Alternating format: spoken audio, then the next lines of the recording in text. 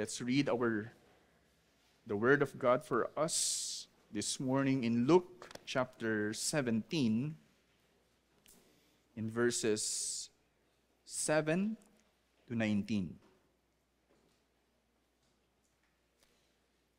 Luke 17, verses 7 to 19. For church, hear the word of the Lord. Will any one of you who has a servant plowing or keeping sheep say to him when he has come in from the field, "Come at once and recline at table"? Will he not rather say to him, "Prepare supper for me, and dress properly, and serve me while I eat and drink, and afterward you will eat and drink"? Does he thank the servant because he did what was commanded? So you also, when you have done all that you were commanded, say, "We are unworthy servants. We have only done what was our duty." On the way to Jerusalem, he was passing along between Samaria and Galilee. And as he entered a village, he was met by 10 lepers who stood at a distance and lifted up their voices, saying, "Jesus, Master, have mercy on us." When he saw them, he said to them, "Go and show yourselves to the priest." And as they went, they were cleansed. Then one of them, when he saw that he was healed, turned back, praising God with a loud voice, and he fell on his face at Jesus' feet, giving him thanks. Now he was a Samaritan. Then Jesus answered, "Were not 10 cleansed? Where are the 9? Was no one found to return and give praise to God except this foreigner?" And he said to him, "Rise and go your way. Your faith has made you well." Church, this is the word of the Lord. Amen. Sige po, makakaupo na po tayo.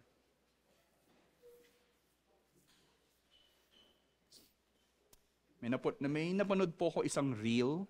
Alam niyo po ba yung reel? Baka hindi niyo po alam yung reel. R-E-E-L. Short clips. So napanood ko po ang isang reel sa social media patungkol po sa isang ama na kung saan siya po ay naghirap, living in poverty. And nung ini-interview po siya, he is in that condition, nananatiling mahirap po siya. At ang katotohanan, nagsimula po yung paghihirap niya nung namatay po yung kanyang anak. I don't know kung nadaanan niyo rin po ito. At 5 years old.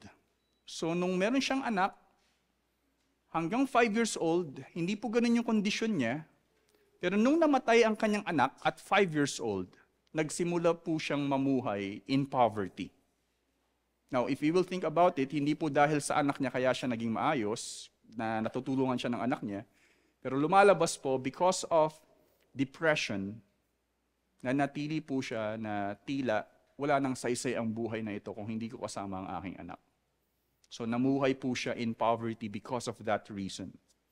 Tinanong po siya kung bibigyan daw po siya ng 3 wishes, ano daw po yung mga hihilingin niya. Then he said, "I don't need 3 wishes, I only need 1. I want my son back." So maaaring para sa amang ito, ang tanging saysay ng kanyang buhay ay ang kanyang anak. Na kung mawala ang kanyang anak, ay wala na ring saysay ang pamumuhay niya sa mundo.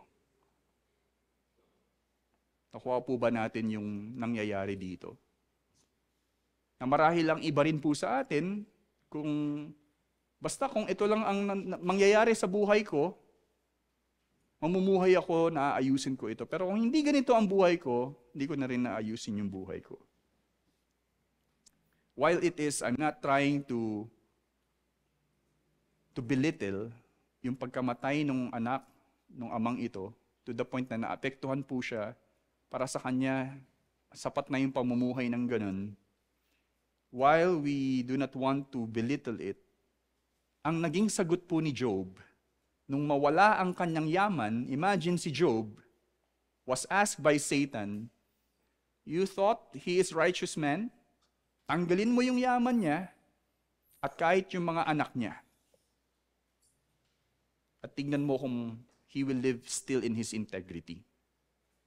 At yun nga po ang nangyari, na wala po ang kanyang yaman at ang kanyang mga anak. Hindi lang isang anak na 5 years old. At sabi ni Job in chapter 1 verse 21, this is his response. Naked I came from my mother's womb, and naked shall I return. The Lord gave, and the Lord has taken away. Blessed be the name of the Lord. Nung ako ay dumating dito sa mundo, wala akong dala-dala. Ngayon kung ako din ay babalik mula sa lupa patungo sa Diyos, o kung saan man, ako ay wala ring madadala dito sa lupa. Dumating ako dito sa mundo na wala akong dala-dala at ang Diyos ang nagbigay sa akin. At kung ako ay mawawala na dito sa lupa, siya ay may karapatan na kunin kung ano ang nanggaling lamang sa Kanya. Blessed be the name of the Lord. And sumunod doon, sabi, and Job did not sin in this. If you will think about it, meron nga bang pagkakautang ang Diyos sa atin para tayo ay Kanyang gantimpalaan sa buhay? Or it's like, ang Diyos ba ay may utang sa atin? Diyos, ginawa ko to ba't di mo pa binibigay sa akin itong gusto kong makuha? Ay, nga pala, may utang pala ako sa'yo, dapat ibigay ko sa'yo ito, ano? You deserve it. Sino nga ba tayo para mag-demand sa Diyos as if may binigay tayo sa Kanya na matutuwa siya sa atin? Ang ganda yung sinabi din ni Paul, ngayon ko lang naisip, kung naisama dito na even who was given a gift to him that he should repay us. Lahat naman ang galing sa Diyos. Yan, so ito po ang matututunan natin. Yung sagot doon sa tanong ay matututunan natin ngayon dito po sa ating teksto. Pinamagatan natin ang sermong ito base sa ating teksto na debtors of mercy. Debtors of mercy. So lumalabas po na tayo ang may utang sa Diyos dahil sa Kanyang awa. Tayo ang pinagkalooban ng Kanyang awa. Ang sentrong mensahe nito ay, true followers of Jesus faithfully obey what He calls them to do, flowing from a heart that is grateful to the mercy that they receive from Him. Again, true followers of Jesus faithfully obey what He calls them to do, flowing from a heart that is grateful to the mercy that they received from Him. Ito po ang mga totoong mga disipulo tagasunod ni Jesus.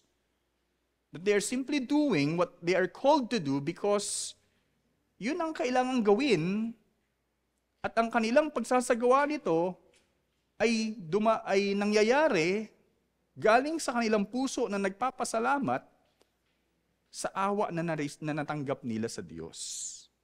They are freely obeying the Lord. Not for any reason. Like for their benefit, for their gain. But it is a life of thanksgiving. It's an act of thanksgiving back to the Lord.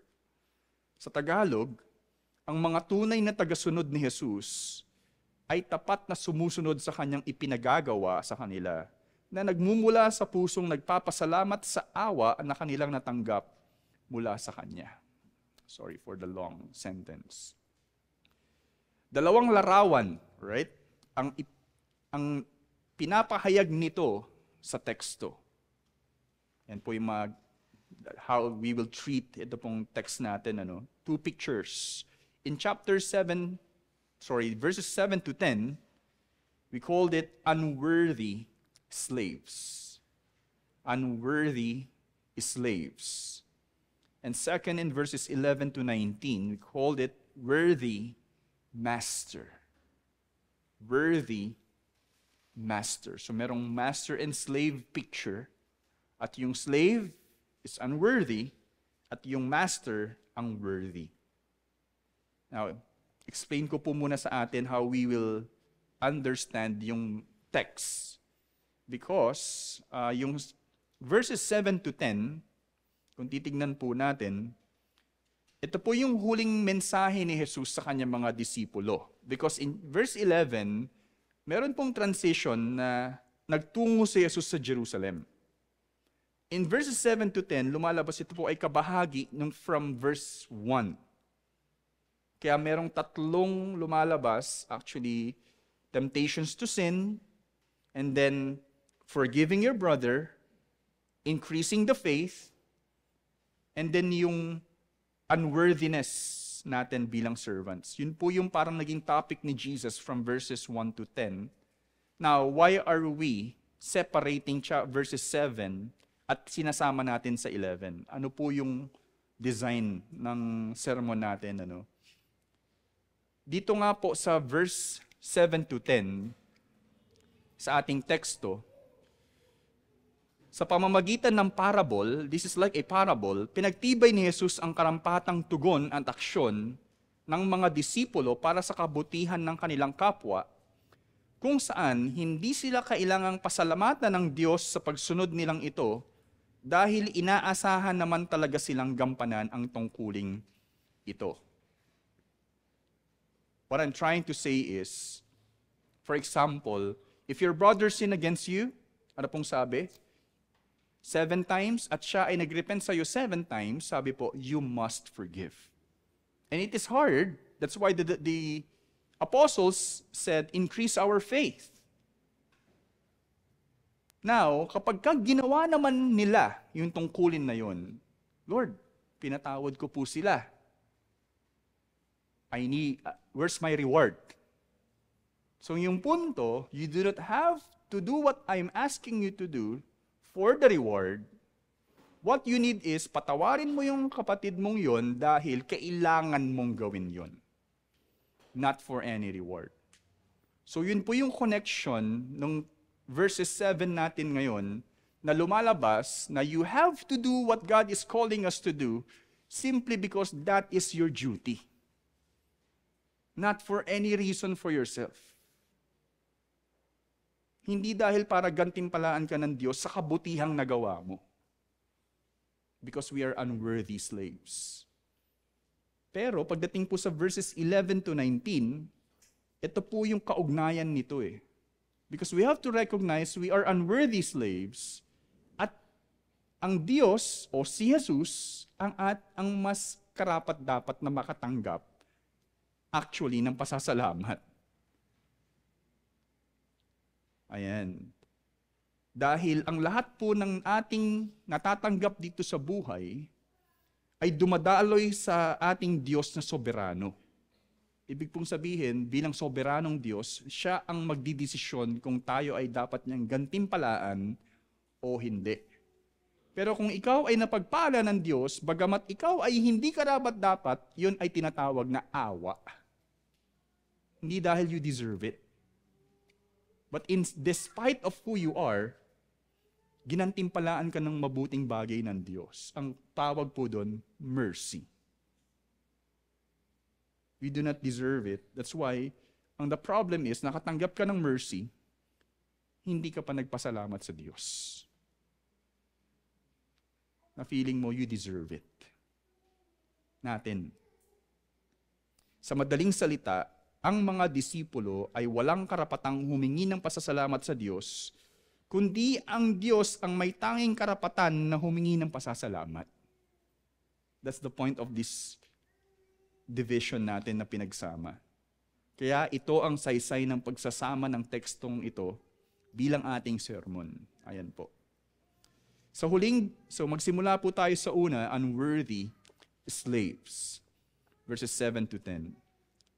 Sa huling bahagi ng mensahe ni Jesus sa mga disipulo sa parteng ito ng salaysay, okay, again, ito po yung huling bahagi ng naging mensahe ni Jesus sa mga disipulo, sabi niya sa verses 7 to 10, basahin po natin, "Will any one of you who has a servant plowing or keeping sheep say to him when he has come in from the field, 'Come at once and recline at table'?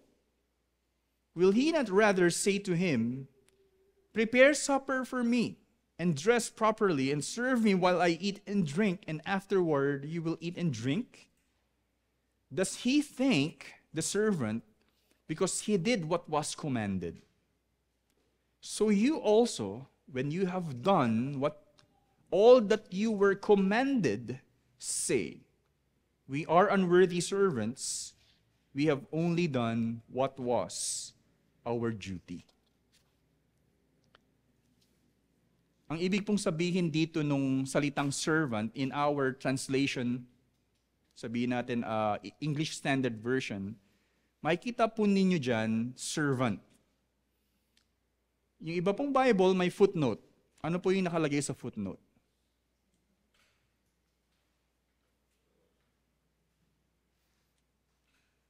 Nakita po ninyo? Bond servant.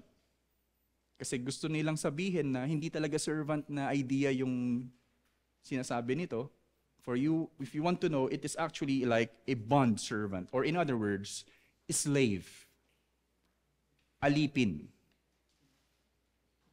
In doulos, which is slave in Greek, doulos, or slave in English, alipin sa Tagalog, ang kaibahan po nun sa servant in their time, yung mga servant ay para mga employee. Na tulad po ng iba sa atin, as an employee, siniswelduhan po tayo.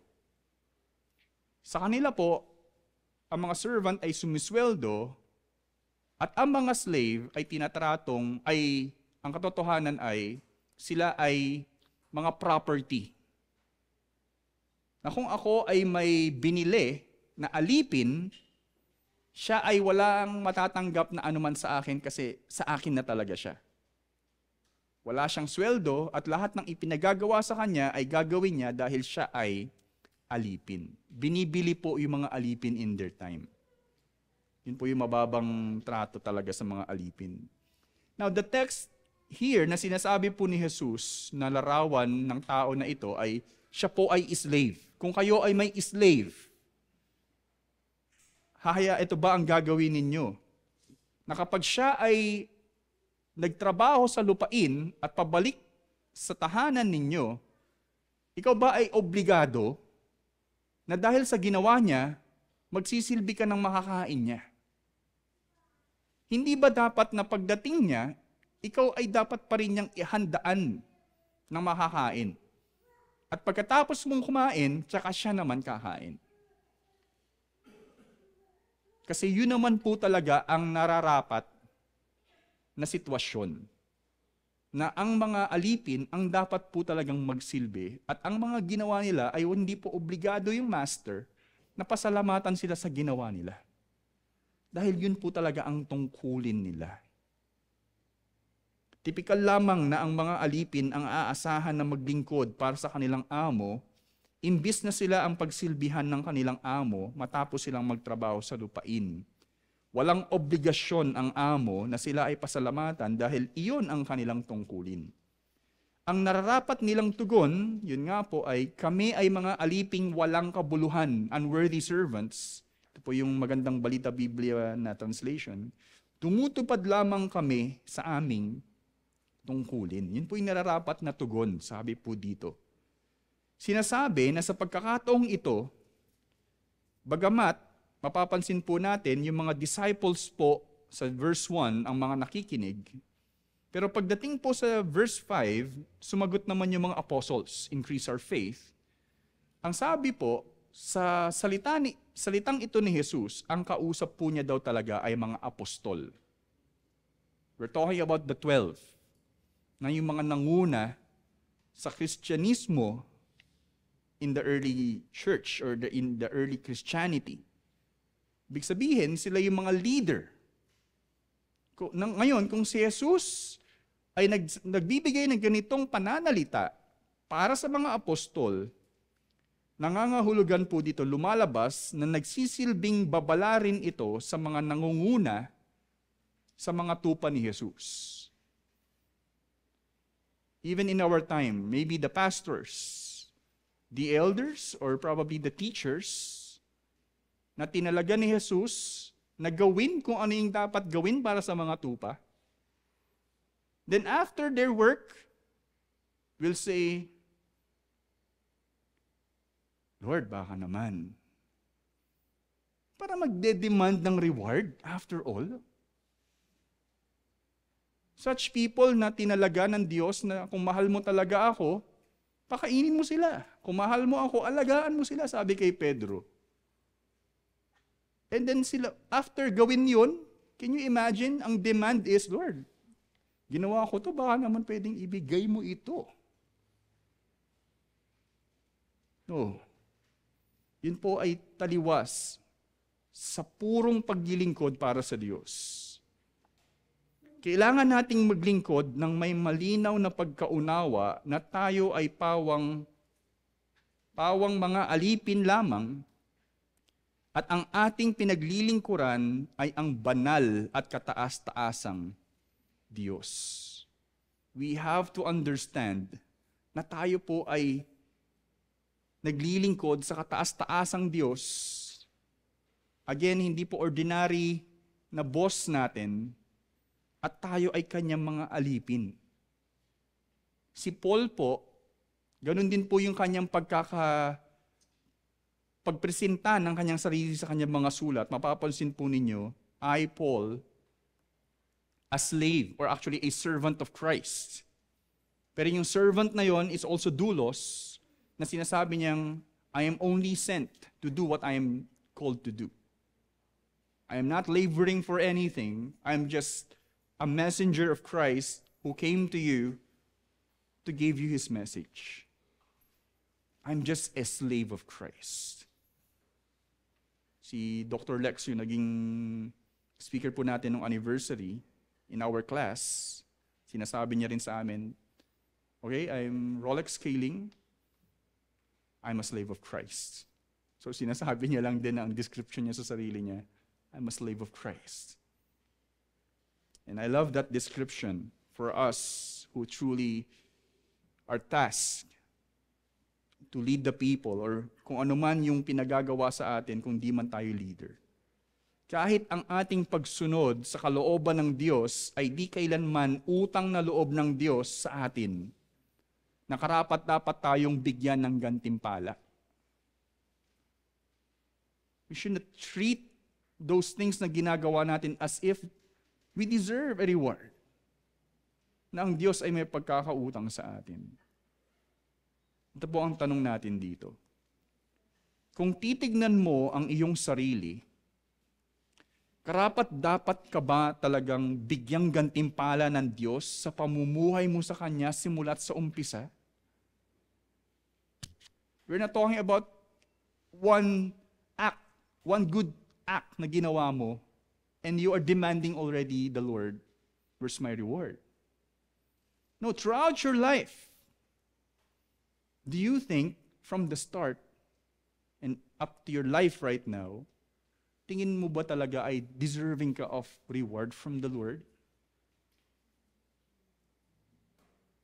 Kahit ang ating kaligtasan ay kailanman hindi binigay sa atin ng Diyos dahil tayo ay karapat-dapat. Tayo ay niligtas ng Diyos dahil lamang sa Kanyang sukdulang biyaya, bagamat tayo ay mga aliping hindi karapat-dapat.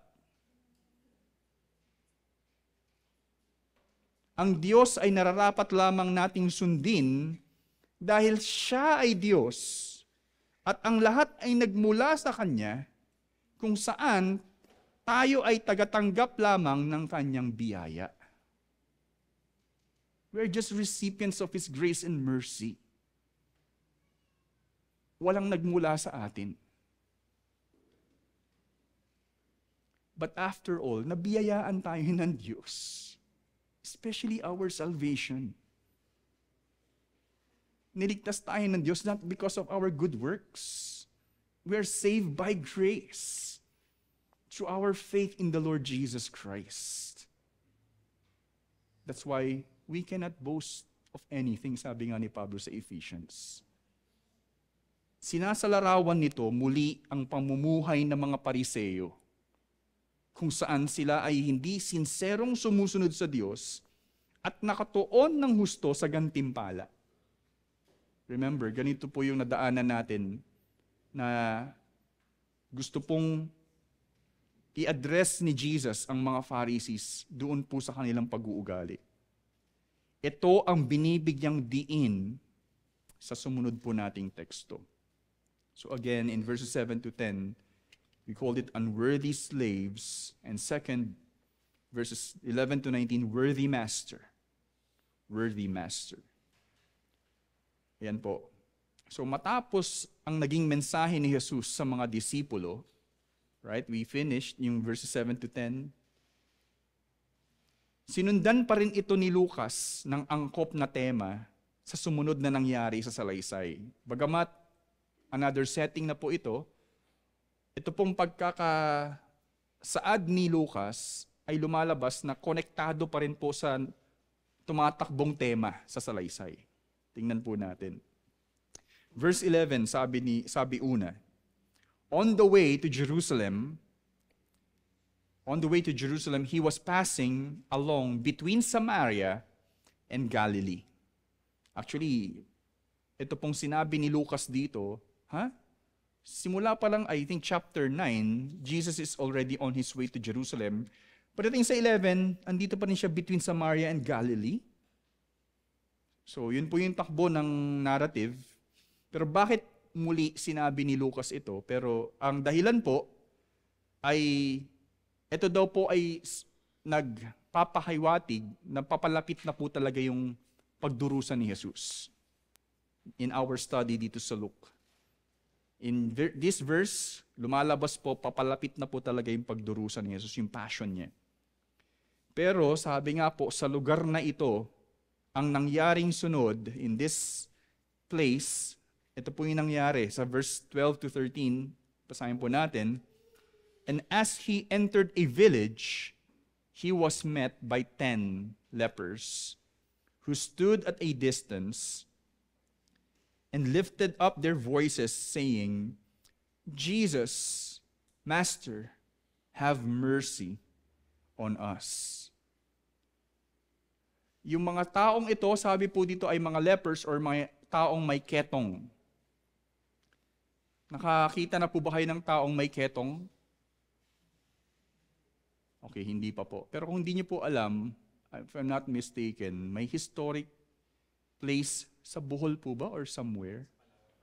Palawan. Na parang na-cast out because of certain disease. Meron pong documentary kahit ngayon. Yeah, and grabe, that's a good parang at least historical event ng mga Pilipino na ganun po yung nangyari mga may sakit at yung mga pamilya po nila ganoon. Ngayon po I don't have any update pero yun po yung nangyari doon sa lugar na yun. May bumisita po doon na naging parte ng church, family church namin, na naging para po siyang journalist. Yun po yung ginawa niya yung documentary. Now, dito po yung mga taong may ketong, we know, or if you do not know, sila rin po ay sineseparate from the community. Because hindi dahil sila ay may sakit, pero dahil po sila po ay dinedeklarang unclean or unholy sa komunidad na nakasaad po sa Leviticus 13, 45 to 46. So sabi po sa batas ni Moises na ang sino mang may sakit na yon ay dapat pong ihiwalay at ideklarang unclean. Pero hindi po rin nangangahulugan na kahit po sila ay may ketong kasi po ang kaisipan po ng mga tao, kaya ka nagkaketong dahil ikaw ay kinurse ng Diyos dahil sa iyong kasalanan. So, pero hindi po masabi direkta na kaya sila may ketong, yung iba ay may dahil sa kanilang kasalanan. Bagamat yun yung kaisipan ng kanilang mga komunidad. Kaya sa pagkakataong ito na sila ay nasa labas ng village, sabi po dito, Jesus as he entered the village, hindi nila pinalampas ang pagkakataong mabago ang kanilang kapalaran nang dumating si Jesus. Because kung tayo ang isa sa mga ito, siguradong ang tanging paraan ay magmakaawa rin tayo kay Jesus nang may pagsuko. Sabi nila, Master, recognizing themselves as we are under you, at sinabi pa, have mercy on us dahil ikaw ang may otoridad na magpagaling at mabago yung pamumuhay namin because alam po natin yung kondisyon na ma-separate po tayo sa ating komunidad. Sunod nito ang nangyari sa verse 14. Tingnan po natin. When he saw them, he said to them, go and show yourselves to the priests. And as they went, they were cleansed. Ngayon po, if you're not also familiar, because others I think are familiar, kung hindi po kayo familiar, ang sino mang gumaling po sa ketong, okay, gumaling po sa sakit na ketong, sila po ay inatasan na tumungo sa mga pari, at yung mga pari ang mag-i-investigate, titingnan kung meron pa rin bang ketong, at kung wala na, idedeklarang siya ay wala ng sakit at dadaan po sa proseso ng pag-alay ng mga hayop para siya ay parang yung ritual na yon na magpapanumbalik sa kanya sa komunidad. May certain animals, certain sacrifices para po siya ay ganap na makabalik. So ibig pong sabihin, dadaan pa rin siya sa proseso na yon. Pero dito po, hindi pa sila gumagaling eh.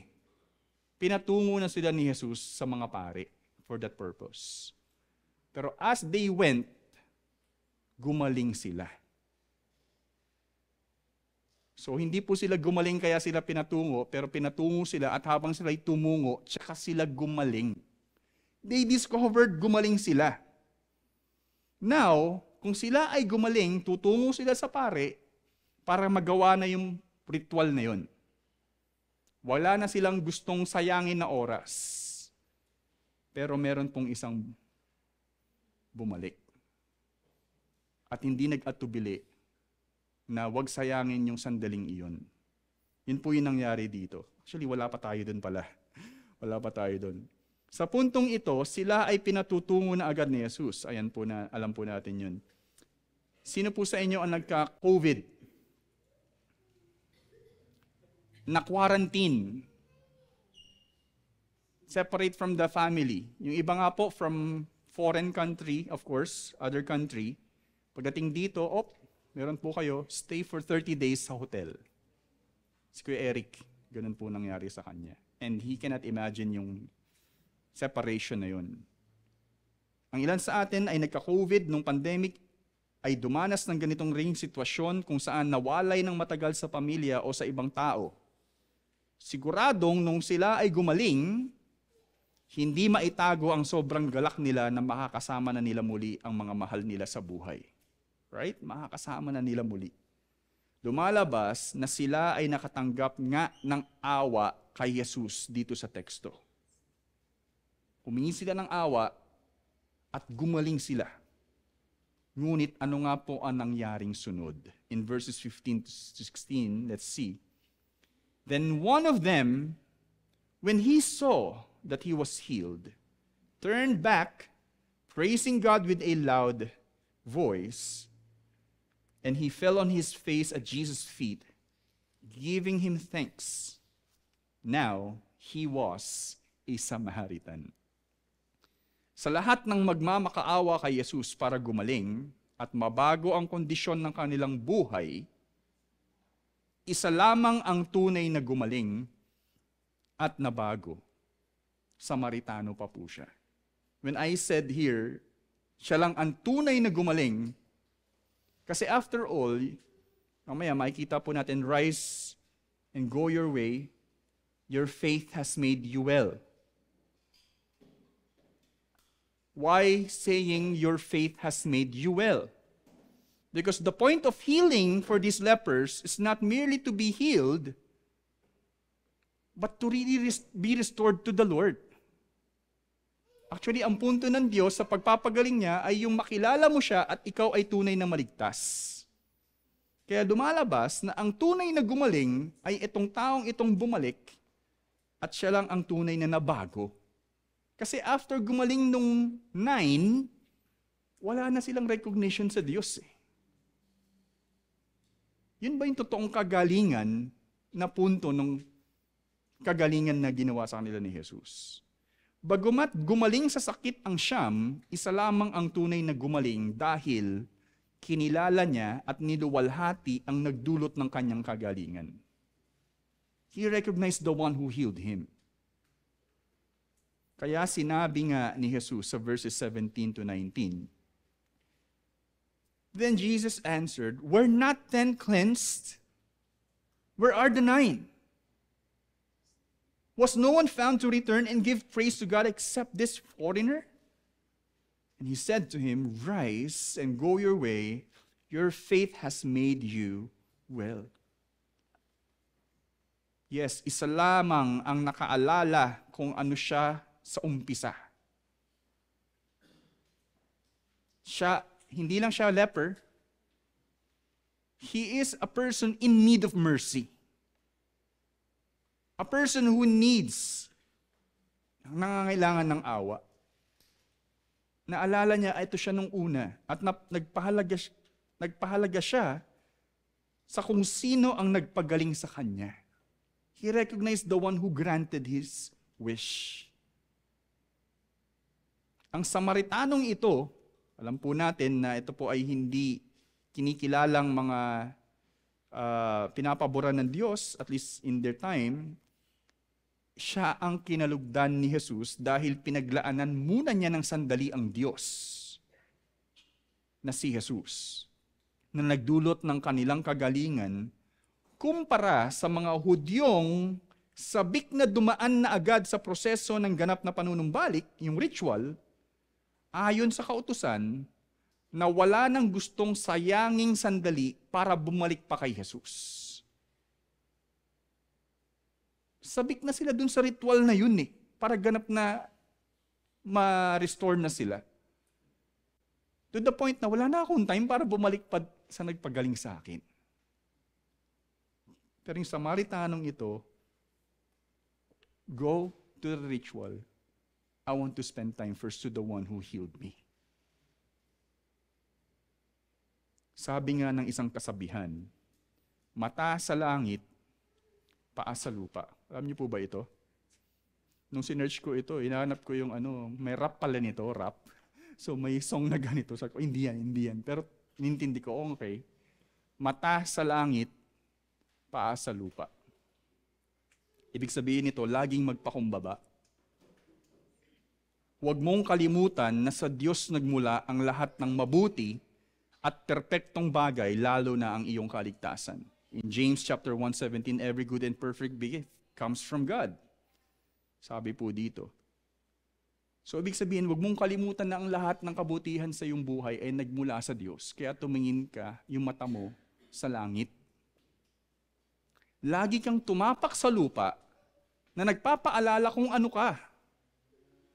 At magpasalamat lagi na tumitingin sa Diyos na nagkaloob sa iyo ng awa na kailanman ay hindi nararapat sa iyo. Yung pag-step mo sa lupa is also a reminder na you are a mere creature. Sa bawat pagkakataon na ikaw ay nakatanggap ng pagpapala, ang tanong, saan ka mabilis tumungo? Sa Diyos o sa pagpapala mismo? We're not talking also about mere material things na natanggap natin sa Diyos. How about when you were able to pass the exam as a student? You were able to accomplish the requirements. Maybe you're after already doon sa whatever enjoyment. Pero nakalimutan mo na ang Diyos ang nag-supply sa iyo ng kalakasan na yan. Or maybe at your work. Or everything in na iyong pinagpapaguran, pinagpapagalan. After mangyari, maybe, hindi na natin naalala yung Diyos after all. Saan ka higit na nagpapasalamat? Sa mga pagpapala rito sa lupa? O sa tunay na pagpapala ng iyong kaligtasan kay Jesus? Because in our answers to this question, lumalabas na ang mangyayari po dito, lalabas yun sa ating pamumuhay. Because kung hindi mahalaga yung kaligtasan sa atin, hindi natin siya bibigyan ng panahon para sambahin.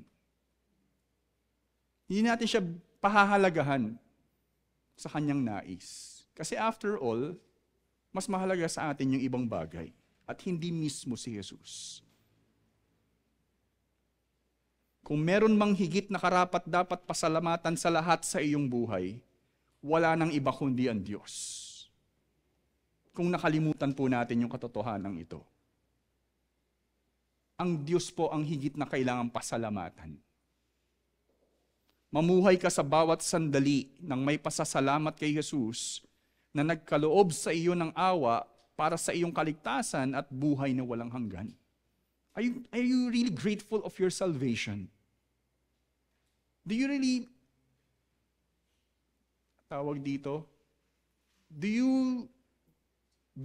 are you not bothered na huminto for a while and give thanks to the Lord? Because He deserve it. Kaligtasan yun. Hindi yun material lang na bagay. Sa dulo ng lahat, ganap mong maiintindihan na ang pagpupuri at pasasalamat ay kay Jesus lamang tunay na nararapat. Sa dulo nito, makikita po natin na ang pagpupuri at pasasalamat ay sa iyo lamang nararapat. I like that line in that song.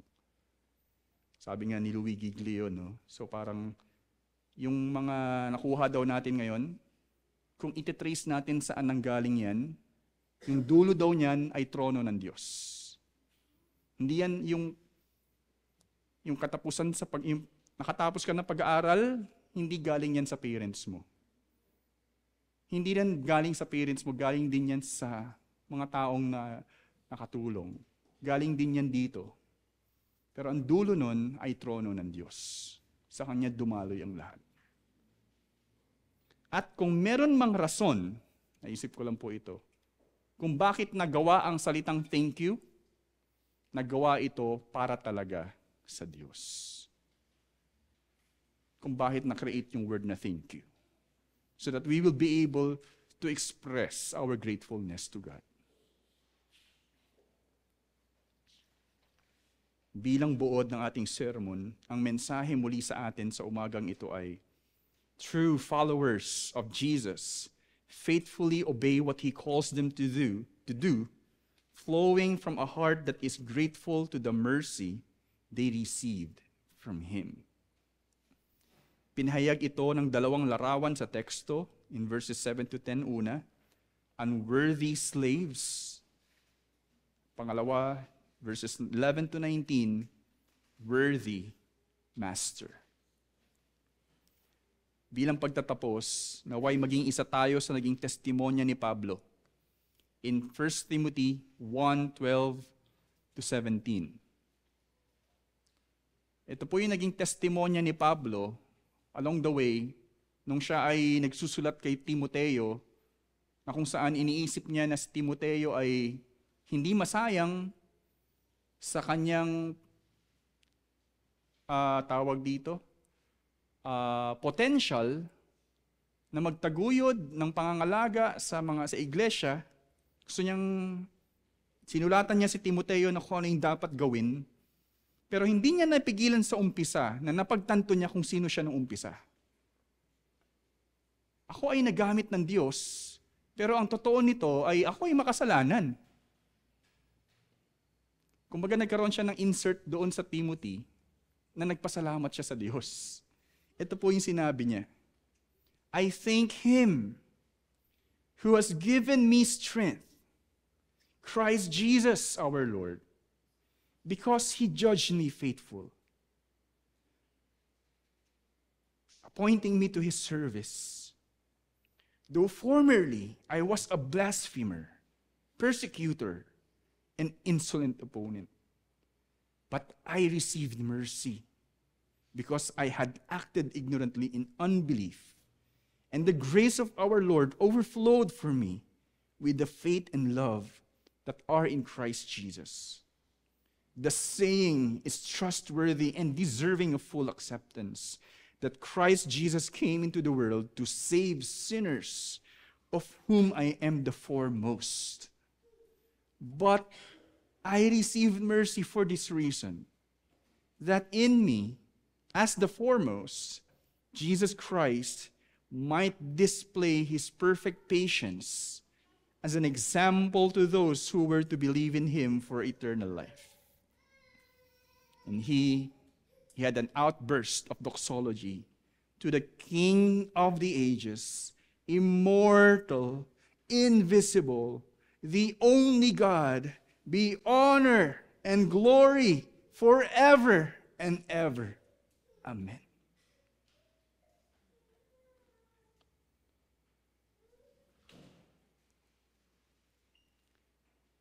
If we will remember again who we are before we receive the mercy and grace of our Lord Jesus Christ, we will be a wasted people. We're destined to hell. Undeserving, actually deserving of hell. But simply because of the mercy and grace of God, he changed our fate. Hinaon niya tayo mula sa pagkalugmok natin sa kasalanan. At para kay Pablo, ginamit pa siya ng Diyos para maging testimonya bilang pag-asa sa sangkatauhan na sila rin ay pwedeng maligtas dahil kay Jesucristo. Paano tayo mamumuhay sa mercy na ito ng Diyos? Anong tugon ang ibibigay natin sa Diyos out of this mercy? Let us pray. Lord, thank you, for truly you are holy. And in your holiness, Lord, hindi niyo po kami hinatulan na tila maliit lang na bagay yun. Hinatulan niyo kami ayon sa inyong katuwiran. At ang inyong kapatawaran sa amin, O Diyos, ay hindi lang pagpapatawad na tila pinabayaan niyo lamang, O Diyos, ang inyong nais. Pero nakatanggap kami ng kapatawaran dahil kay Jesucristo, O Diyos. Such gift, such salvation, O Lord. We are yours because of Him. We are yours because of your love, also, Lord God, for sinners like us. In all of this, we are undeserving sinners indeed, O Lord. And our perfect response is to offer our life to you. Is to live our lives for your glory, O God. Cause us indeed, Lord, to be recipients, Lord God, as being recipients of your mercy and grace, ay maitestimonya din po namin ito sa aming kapwa at sa lahat din, O Diyos, na nangangailangan sa inyo. May our lives be a life of thanksgiving and worship before you, Lord, in all the things that we have received, especially our salvation. Lord, thank you. We, as debtors of mercy, Lord, we want to indeed honor you and give our lives to you, Lord. We give you thanks and praise. We pray this in Jesus' name. Amen.